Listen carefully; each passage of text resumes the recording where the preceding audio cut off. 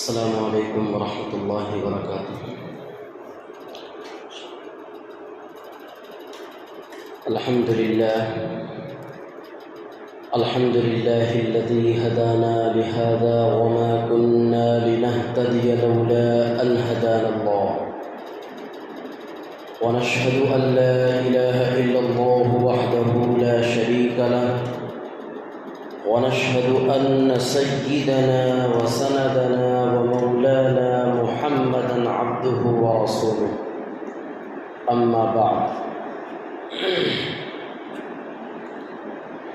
فقد قال الله تعالى في القرآن الكريم: أعوذ بالله من الشيطان الرجيم، بسم الله الرحمن الرحيم، شهر رمضان الذي أنزل فيه القرآن هدى للناس وبينات من الهدى والفرقان، فمن شهد منكم الشهر فليصمه، ومن كان مريضا أو على سفر فعدة من أيام أخر، يريد الله بكم اليسر ولا يريد بكم العسر، إلى آخر الآية، صدق الله العظيم۔ وقال رسول الله صلى الله عليه وسلم، هذه الرواية عن عبد الله بن عمرو رضي الله عنه عن الرسول صلى الله عليه وسلم: الصيام والقرآن يشفعان للعبد يوم القيامة، يقول الصيام: أي ربي إني منعنت الطعام والشهوات بالنهار فشفعني فيه، ويقول القرآن: منعنه النوم بالليل فيشفعني فيه، أو كما قال عليه الصلاة والسلام۔ وقال رسول الله صلى الله عليه وسلم في موضع آخر: من صام رمضان ایمانا واحتسابا غفر له ما تقدم من ذنبه، او كما قال علیہ الصلاۃ والسلام۔ محترم حضرات، سامعین کرام، بزرگوں اور دوستوں، اللہ تبارک و تعالی کا بے پناہ شکر و احسان ہوا کہ اس پاک پروردگار عالم نے ہمیں اور آپ کو یہ مبارک مہینہ یعنی ماہ رمضان المبارک نصیب فرمایا ہے۔ ہمارے معاشرے سے، سوسائٹی سے، کالونی سے، محلے سے کچھ ایسے احباب بھی سال گزشتہ ہم لوگوں کے درمیان موجود تھے جو اس وقت یہاں موجود نہیں ہیں۔ ان کے مقابلے میں اللہ رب العزت نے ہماری اور آپ کی عمر کو لمبی فرمایا اور اس کے نتیجے میں یہ مبارک مہینہ نصیب فرمایا۔ یقیناً یہ اللہ رب العزت کی طرف سے ہمارے اور آپ کے لیے نعمت عظمیٰ سے کم نہیں۔ میں نے کسی موقع پر ایک حدیث شریف پیش کی تھی، خطبہ جمعہ میں ہی اسے پیش کیا تھا کسی ہفتے، جس میں دو لوگوں کا واقعہ بیان کیا گیا۔ ایک بندہ تو وہ تھا جو اللہ کے راستے میں لڑتے لڑتے شہید ہو گیا، اور ایک دوسرا بندہ وہ ہے کہ جو بستر مرگ پر انتقال کرتا ہے، جام شہادت اسے نصیب نہیں ہوتی ہے، لیکن یہ بعد میں مرنے والا، انتقال کرنے والا بندہ 1 سال بعد وفات پاتا ہے۔ تو اللہ رب العزت کے نزدیک دونوں کے درمیان جب موازنہ اور مقابلہ کرایا گیا تو اللہ رب العزت کی طرف سے یہ فیصلہ کیا گیا کہ جو بندہ بعد میں انتقال کیا ہے وہ پہلے جنت میں جائے گا۔ اس پر صحابہ کرام نے آپ صلی اللہ علیہ وسلم سے دریافت کیا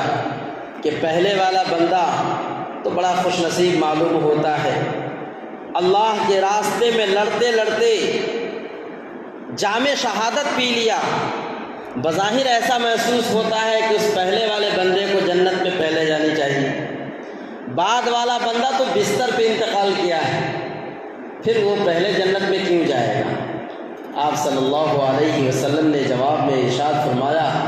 کہ کیا تم نے نہیں دیکھا کہ بعد والے بندے کو اللہ رب العزت نے مزید 1 سال کی عمر عطا فرمائی، اور اس نے اتنے نوافل، اتنے فرائض اور دیگر عبادات مالیہ و جانیہ کو ادا کر دیا جو پہلے والے بندے نے نہیں کر سکا۔ تو بہرحال ہمیں موقع کا ملنا اور عمروں کا ملنا اللہ رب العزت کی طرف سے بڑی نعمت ہے، تو ہم سب کو اللہ رب العزت کا اس موقع پر شکر گزار ہونی چاہیے کہ اللہ رب العزت نے ہمیں عمر عطا فرمائی، عمروں میں درازگی عطا فرمائی، برکت عطا فرمائی، اور اس کے نتیجے میں پھر سے ایک بار ماہ رمضان المبارک نصیب فرمایا۔ ہم اور آپ بخوبی جانتے ہیں رمضان المبارک کا یہ دوسرا عشرہ چل رہا ہے اور وہ بھی ختم ہونے کے قریب ہے۔ حضرات، جو اچھے دن ہوتے ہیں وہ بہت جلد گزر جاتے ہیں، تیز ہوا کے جھونکے کی طرح اس کا آنا اور اسی طریقے سے اس کا جانا لگا رہتا ہے۔ دن عیش کے لمحوں میں گزر جاتے ہیں اکثر، دن عیش کے لمحوں میں گزر جاتے ہیں اکثر، ایام مصیبت تو کاٹے نہیں کٹتے۔ جو اچھے دن ہوتے ہیں بہت جلد گزر جاتے ہیں، اور جو برے دن ہوتے ہیں یا اچھے کے مقابلے میں کچھ اچھے نہیں ہوتے ہیں وہ جلد کٹتے نہیں ہیں، جلد گزرتے نہیں ہیں۔ ہم اور آپ سوچ رہے تھے اور آپس میں مشورے کر رہے تھے، تبصرے کر رہے تھے کہ رمضان المبارک کا چاند فلاں تاریخ کو نکلے گا، پھر ہم لوگ روزے کی تیاری کریں گے، روزہ رکھیں گے، افطار کے لیے اجتماعی اور انفرادی طور پر اس کا انتظام کریں گے، اور دیکھتے ہی دیکھتے نصف رمضان سے زیادہ حصہ گزر چکا۔ حضرات محترم، ہمیں اور آپ کو اپنے نفس کا محاسبہ کرنا ہے کہ رمضان المبارک کے جو ایام گزر چکے ہم نے اس میں کتنا پایا اور کتنا کھویا ہے۔ اللہ رب العزت کی مرضیات کے مطابق رمضان المبارک کے ایام کو، لمحات کو، ایک ایک پل کو کس طرح ہم نے گزارا ہے؟ کیا ہم نے واقعی معنوں میں قرآن اور احادیث صحیحہ کے مطابق رمضان المبارک کے ان ایام کو گزارا ہے، یا ہماری طرف سے کچھ کمی اور کوتاہی ہوئی ہے؟ اگر ہم کمی اور کوتاہی کے مرتکب ہیں تو ہمیں اللہ رب العزت کی بارگاہ میں شرمندہ ہونی چاہیے، نادم ہونی چاہیے، اور اللہ رب العزت سے گریہ وزاری کرنی چاہیے۔ اور اگر ہم نے ان ایام کو صحیح گزارا ہے، رمضان المبارک کے ان ایام میں روزے کا بھی اہتمام کیا ہے،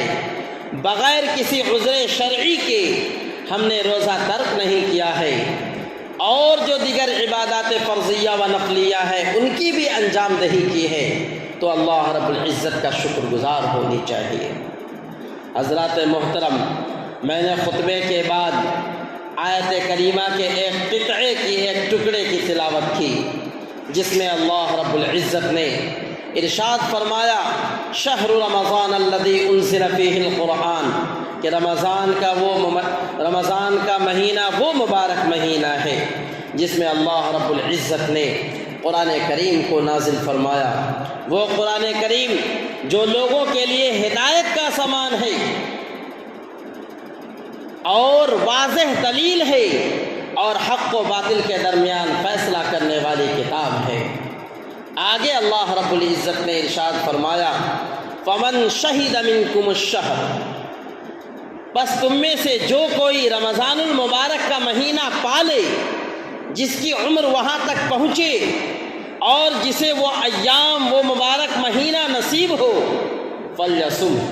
اسے چاہیے کہ وہ روزہ رکھے، روزے کا اہتمام کرے۔ بغیر کسی عذر شرعی کے روزہ ترک نہ کرے۔ روزے کے جو آداب ہیں اور روزے کو مقبول بنانے کے لیے جن چیزوں کی رعایت کرنی ضروری ہے ان کی رعایت کرے۔ آگے اللہ رب العزت نے ارشاد فرمایا فَمَنْ شَهِدَ مِنْكُمُ الشَّهْرَ فَلْيَصُمْهُ وَمَنْ كَانَ مَرِيضًا أَوْ عَلَى سَفَرٍ فَعِدَّةٌ مِّنْ أَيَّامٍ أُخَرَ يُرِيدُ اللَّهُ بِكُمُ الْيُسْرَ وَلَا يُرِيدُ بِكُمُ الْعُسْرَ کہ تم میں سے جو کوئی مریض ہو، بیمار ہو، علالت کی حالت میں ہو، روزہ رکھنے کی استطاعت نہ رکھتا ہو، اور اس کی بہت ساری وجوہات ہو سکتی ہے، یا تو اس وجہ سے کہ بیمار تو نہیں ہوں لیکن بیمار پڑ جاؤں گا، اس بات کا غالب اندیشہ ہو، یا پہلے سے بیمار ہوں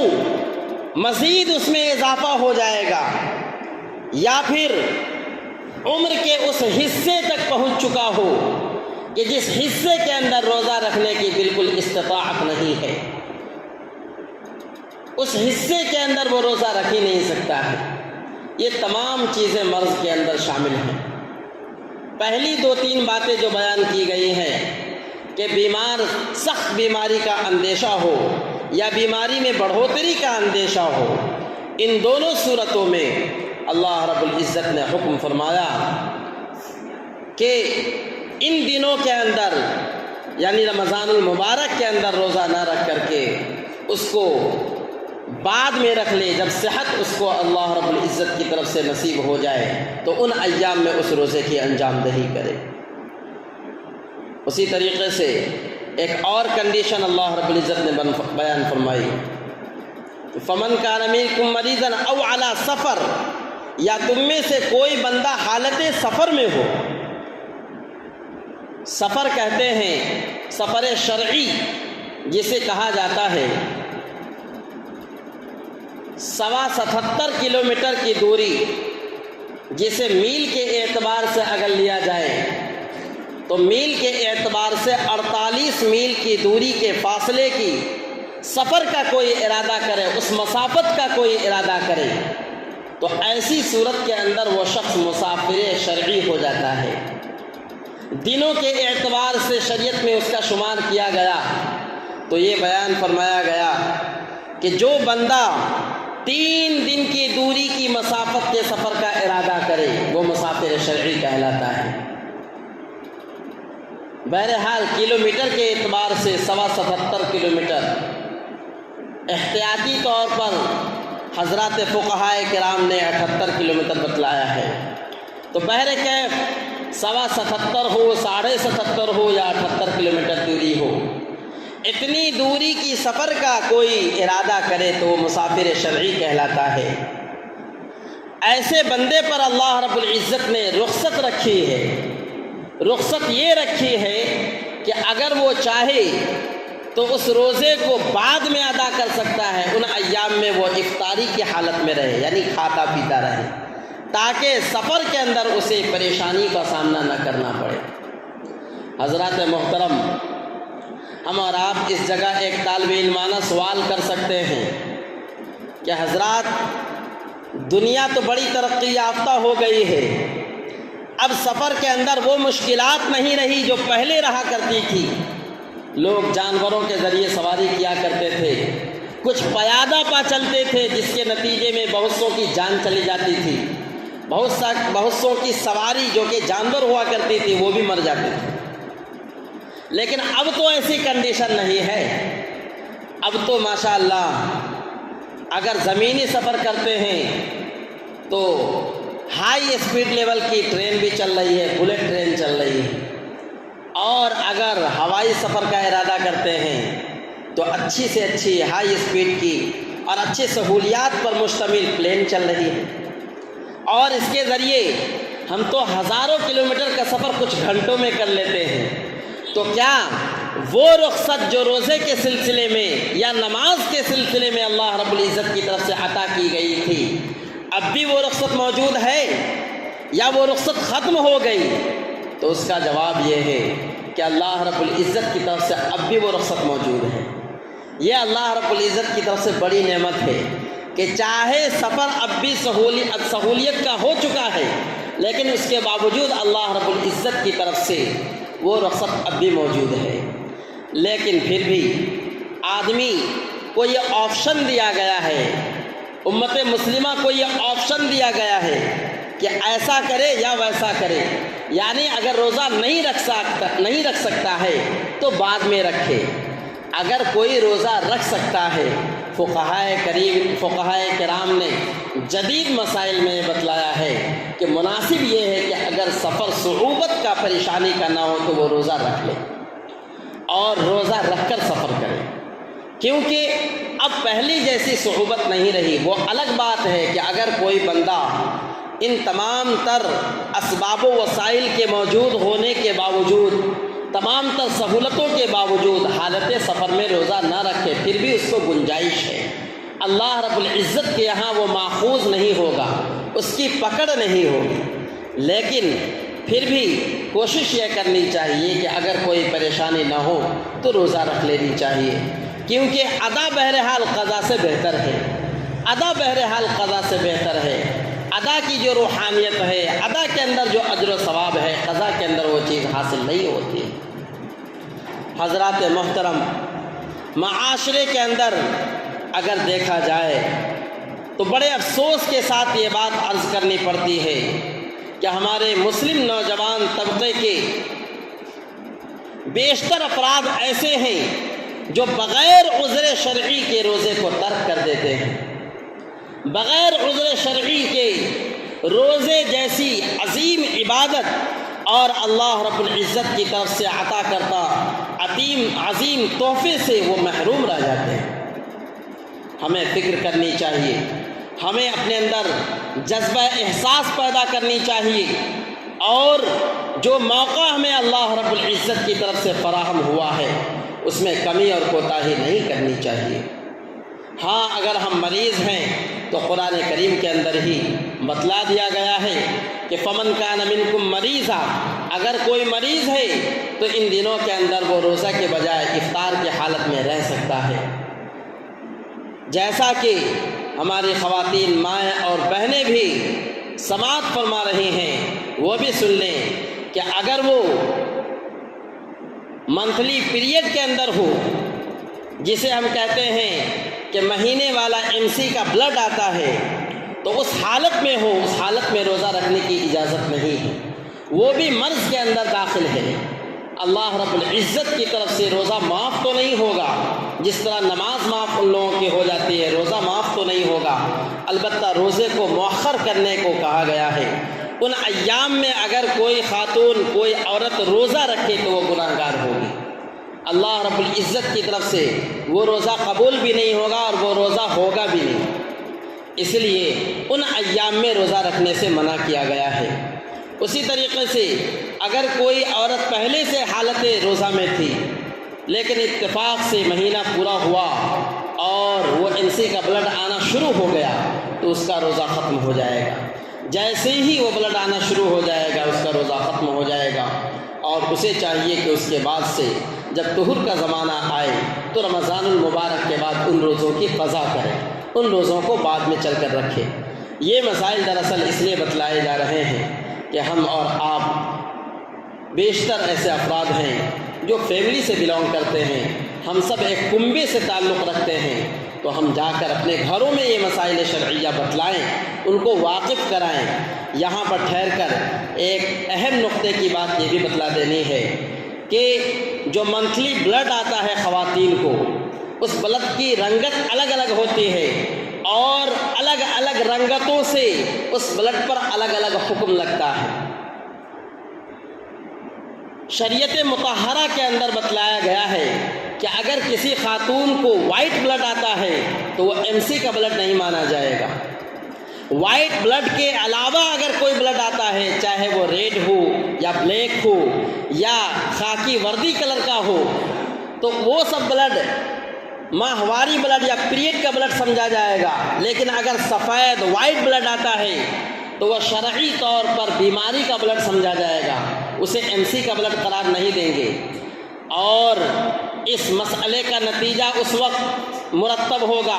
اس وقت سمجھ میں آئے گا جب کسی خاتون کو وائٹ بلڈ آوے تو ایسی صورت کے اندر اس کا روزہ معاف نہیں ہے، اور ایسی صورت کے اندر وائٹ بلڈ آنے کی صورت میں وہ اگر سوچے کہ روزے کو مؤخر کر لے تو اس کی اجازت نہیں ہے، اسی حالت میں اسے روزہ رکھنا پڑے گا، کیونکہ وہ بیماری کا خون ہے، اور بیماری کے خون کی صورت کے اندر نہ تو نماز معاف ہے اور نہ ہی روزہ معاف ہے۔ اس لیے اس مسئلے کو خوب سمجھ لیں۔ اسی طریقے سے ہم میں سے بہت سارے ایسے احباب ہیں جو عمر کے اس حد تک پہنچ چکے ہیں کہ جس ایج کے اندر، جس عمر کے اندر روزہ رکھنے کی استطاعت نہیں ہے، اور آئندہ سال بھی، مستقبل میں بھی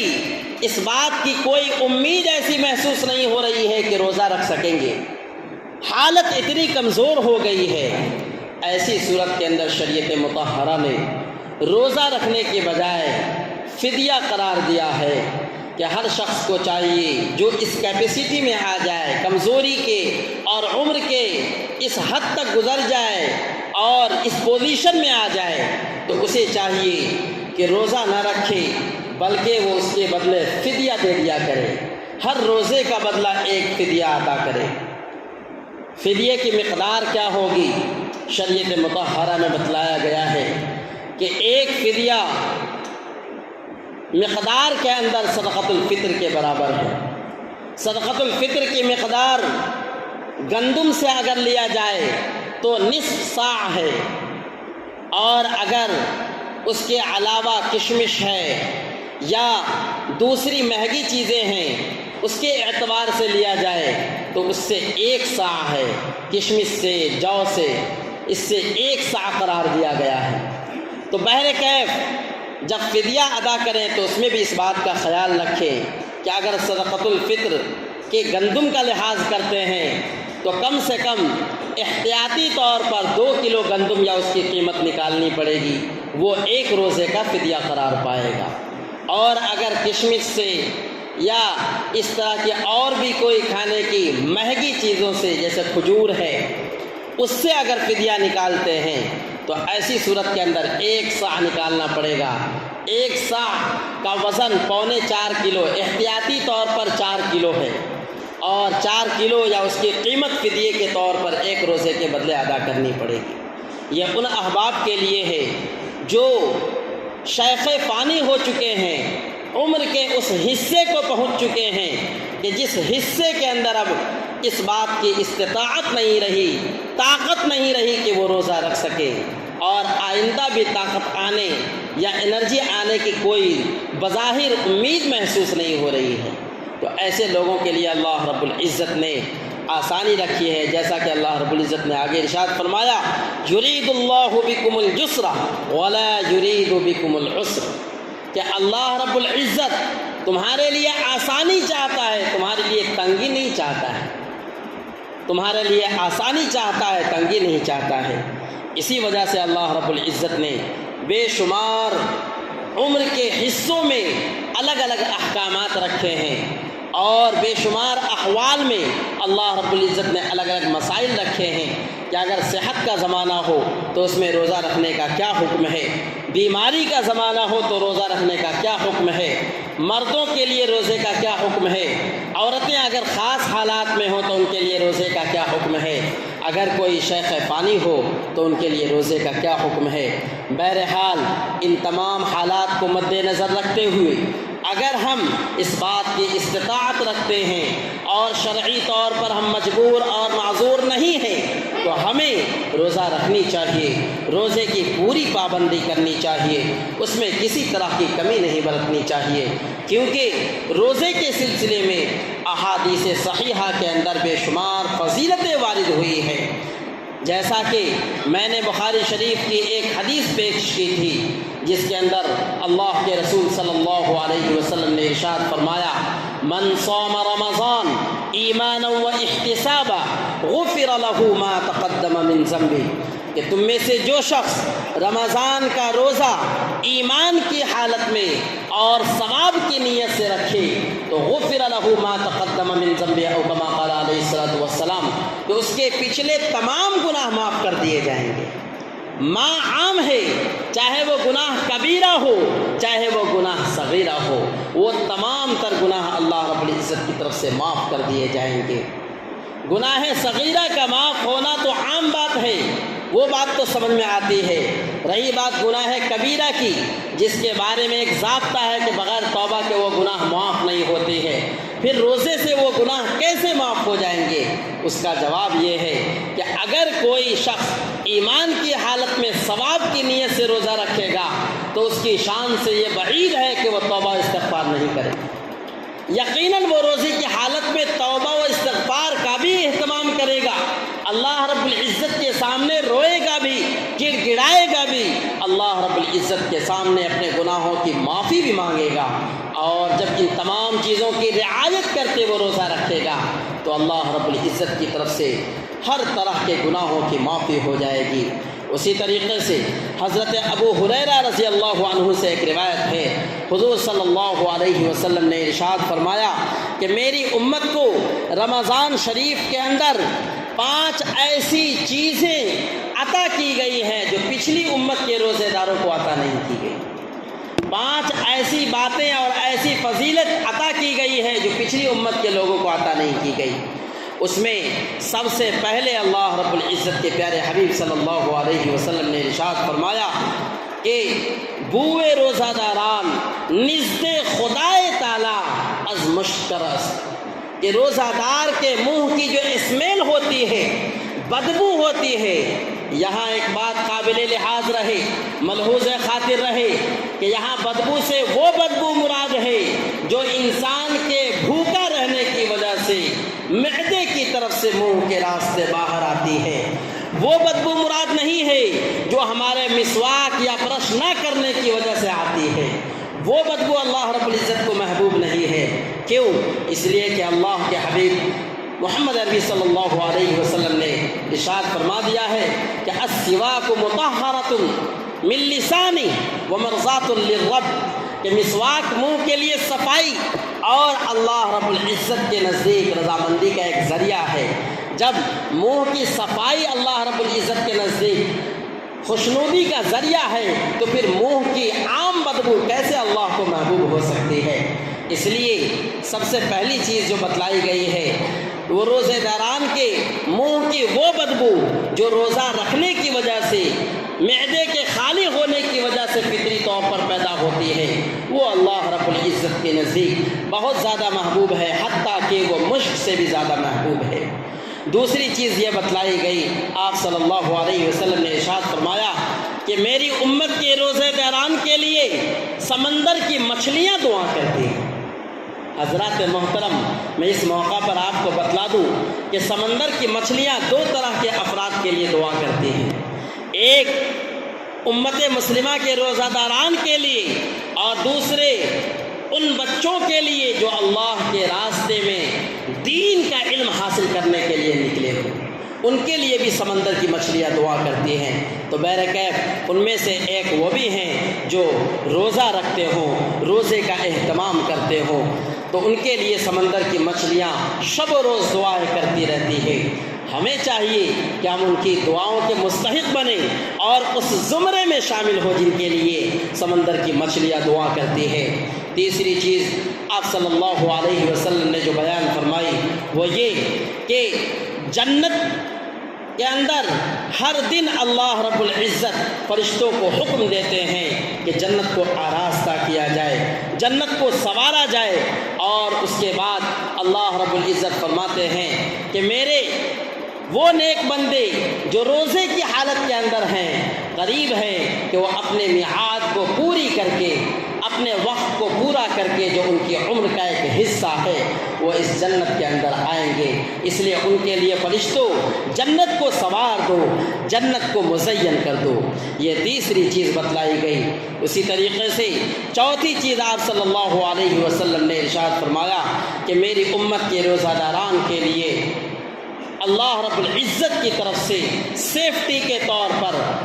सरकश शयातीन को कैद कर दिया जाता है ताकि उम्मत के रोज़ादारान को किसी तरह की बहकावे में वो ना लाएँ और किसी तरह के गुनाह का मुर्तकिब ना करें। اسی طریقے سے چوتھی چیز بتلائی گئی کہ رمضان کی جو اخیر رات ہوتی ہے اس اخیر رات میں امت کے روزہ داران کی مغفرت کر دی جاتی ہے۔ صحابہ کرام نے سوال کیا، دریافت کیا کہ یا رسول اللہ کیا وہ رات شب قدر کی راتوں میں سے کوئی ایک ہے؟ آپ صلی اللہ علیہ وسلم نے فرمایا ہرگز نہیں۔ شب قدر کی رات جو اللہ رب العزت کی طرف سے عطا کی گئی ہے تو وہ ایک الگ انمول تحفہ ہے، وہ اللہ رب العزت کی طرف سے الگ نایاب تحفہ ہے۔ یہ رات ایک الگ رات ہے جو مغفرت کی رات ہوگی۔ اور آپ صلی اللہ علیہ وسلم نے یہ بھی ارشاد فرمایا کہ جب مزدور مزدوری کر لے تو کیا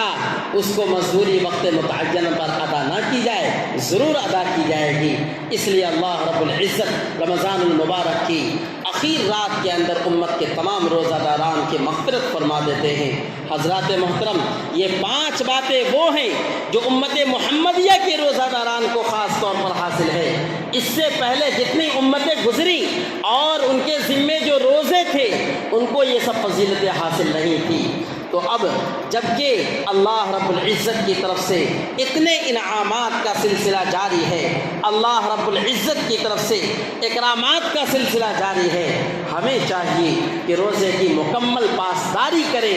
اور روزے کو مقبول بنانے کے لیے اللہ رب العزت کے نزدیک سرخرو بننے کے لیے روزے کے ساتھ ساتھ جن جن عبادات کو کرنا ضروری ہے ہم اسے ضرور کریں۔ جیسے کہ روزے کے ساتھ ارکان خمسہ میں سے نماز کی خاص طور پر پابندی ہے، جھوٹ سے اپنے آپ کو محفوظ رکھنا ہے، اسی طریقے سے زبان کو غیبت سے محفوظ رکھنا ہے، اسی طریقے سے اللہ رب العزت کے پیارے حبیب صلی اللہ علیہ وسلم کے فرمان کے مطابق رمضان المبارک کے اندر تراویح کی پابندی کرنی ہے۔ اسی طریقے پر اپنے والدین کی نافرمانیوں سے بچنا ہے۔ ان تمام چیزوں سے اگر ہم بچتے ہیں تو ہمارا روزہ اللہ رب العزت کے نزدیک محبوب ہوگا، کیونکہ فرمان رسول صلی اللہ علیہ وسلم کے مطابق ایک حدیث شریف میں ایک صحابی رضی اللہ عنہ سے منقول ہے کہ حضرت جبرائیل علیہ السلام ایک موقع پر تشریف لاتے ہیں جبکہ حضرت محمد صلی اللہ علیہ وسلم خطبہ دینے کے لیے ممبر پہ چڑھتے ہوئے رہتے ہیں، تشریف فرما رہتے ہیں۔ اسی دوران آپ صلی اللہ علیہ وسلم 3 دفعہ آواز بلند فرماتے ہیں آمین آمین آمین۔ صحابہ کرام ہکے بکے رہ جاتے ہیں، شوق ہو جاتے ہیں کہ آخر کیا بات ہے، غیر معمولی طریقے پر، غیر عادی طریقے پر آج آپ صلی اللہ علیہ وسلم آواز بلند فرما رہے ہیں آمین آمین آمین۔ خطبے کے بعد آپ صلی اللہ علیہ وسلم سے صحابہ کرام دریافت کرتے ہیں یا رسول اللہ ماجرا کیا ہے، واقعہ کیا ہے؟ آپ نے ممبر پر چڑھتے ہوئے آواز بلند 3 بار آمین آمین کی صدا بلند فرمائی ہے۔ آپ صلی اللہ علیہ وسلم فرماتے ہیں کہ جب میں زینہ پر چڑھ رہا تھا تو پہلے زینہ پر چڑھتے ہوئے بھی حضرت جبرائیل امی تشریف فرما تھے اور بآواز بلند بددعا دے رہے تھے کہ ہلاک ہو جائے، برباد ہو جائے، تباہ ہو جائے وہ شخص جو رمضان المبارک کا مبارک مہینہ پائے اور اس کی قدردانی کر کے جنت کا مستحق نہ بن جائے۔ اسی طریقے اس پر میں نے آمین کہہ دیا۔ اور جب میں دوسرے زینے پر چڑھ رہا تھا تو اس وقت بھی حضرت جبرائیل علیہ السلام بددعا دے رہے تھے کہ ہلاک ہو جائے، تباہ ہو جائے، برباد ہو جائے وہ شخص جس کو والدین بڑھاپے کے عالم میں پائیں، والدین بڑھاپے کے عالم میں ملے، یعنی اس عمر میں ملے جس عمر میں والدین کو بچوں کی خدمت کی ضرورت پڑتی ہے، اور پھر وہ اپنے والدین کی خدمت کر کے اپنے آپ کو جنت کا مستحق نہ کر لے، ایسا شخص بھی ہلاک ہو جائے۔ میں نے اس پر آمین کہہ دی۔ اسی طریقے سے جب تیسرے زینے پر آپ صلی اللہ علیہ وسلم چڑھ رہے تھے اس موقع کو بیان فرماتے ہوئے آپ صلی اللہ علیہ وسلم نے ارشاد فرمایا کہ حضرت جبرائیل امی صدا دیتے ہوئے بددعا دے رہے تھے کہ ہلاک ہو جائے، تباہ ہو جائے، برباد ہو جائے وہ شخص جس کے سامنے پیارے آقا جناب محمد رسول اللہ صلی اللہ علیہ وسلم کا مبارک نام لیا جائے اور وہ اس پر درود نہ بھیجے، ایسا شخص بھی ہلاک اور برباد ہو جائے۔ حضرات محترم، ان تینوں باتوں کو اگر ہم ملحوظ خاطر رکھیں اور اپنے نفس کا محاسبہ بھی کریں تو یقیناً کہیں نہ کہیں ہم اپنے آپ کو کمی بھی محسوس کریں گے اور ہم اپنے آپ کو گناہگار پائیں گے، کیونکہ ہم میں سے ایسے بے شمار نوجوان افراد ہیں جو اپنے والدین کی نافرمانی کرتے ہیں۔ والدین ضعیف العمر ہو گئے ہیں لیکن ان کی ضعیفی پر ترس نہیں کھاتے ہیں، خود بیٹھے ہوئے گھر کے اندر اچھے دال قورمے کھاتے رہتے ہیں اور یہ سمجھتے ہیں کہ ہم جوائنٹ فیملی سے ہیں، ہم تو والدین کے لاڈلے بچے ہیں۔ ہمارے والدین اپنی زبان سے کبھی مرتے دم تک، جب تک ان کے دم میں دم ہے، کبھی بھی یہ نہیں کہیں گے کہ بچہ تو میری کمائی کھاتا ہے، تو جا کر کما اور میرے کو کھلا، کبھی بھی والدین ایسا نہیں کہہ سکتے۔ ہمیں خود شعور کرنا ہے اور والدین کی خدمت کرنے کی فکر کرنی ہے۔ اسی طریقے سے جو دوسری بات آپ صلی اللہ علیہ وسلم نے ارشاد فرمائی تو اس پس منظر میں بھی ہمیں رمضان المبارک کی قدردانی کرنی ہے، اور اسی طریقے سے جب بھی آقائے نامدار مدینے کے تاجدار محمد عربی صلی اللہ علیہ وسلم کا مبارک اسم گرامی لیا جائے تو آپ پر ایک بار درود پاک بھیجنا، ایک بار درود پڑھنا یہ واجب ہے، پڑھنی چاہیے، کیونکہ اگر ہم ایسا نہیں کرتے ہیں تو وہ آپ دیکھ لیں، غور کر لیں، حضرت جبرائیل امی جو روح القدس ہیں، حضرت جبرائیل امی جو تمام فرشتوں میں مقرب ہیں، سب کے لیڈر اور سردار ہیں، ان کی طرف سے بددعا دی جا رہی ہے، اور پھر اس پر سرور کائنات جناب محمد رسول اللہ صلی اللہ علیہ وسلم کی طرف سے آمین کی مہر لگ جاتی ہے۔ اس بددعا کی قبولیت کے اندر کسی طرح کے شک و شبہ کی گنجائش نہیں ہو سکتی ہے۔ اس لیے ضرورت اس بات کی ہے کہ اپنے آپ کو اس طرح کی بددعاؤں سے محفوظ رکھیں۔ رمضان المبارک کا جو پیارا مہینہ ہمیں اور آپ کو نصیب ہوا ہے اس کی قدردانی کرتے ہوئے اگر کوئی عذر شرعی نہ ہو تو روزے کی پابندی کریں اور گناہوں سے اپنے آپ کو محفوظ رکھیں۔ اللہ رب العزت ہمیں بھی، آپ کو بھی، سارے عالم کے مسلمانوں کو ان کہی سنی باتوں پر عمل کرنے کی توفیق عطا فرمائے۔ وآخر دعوانا ان الحمدللہ رب العالمین۔ جو حضرات سنت ادا نہیں کیے ہیں وہ سنت ادا فرما لیں، اور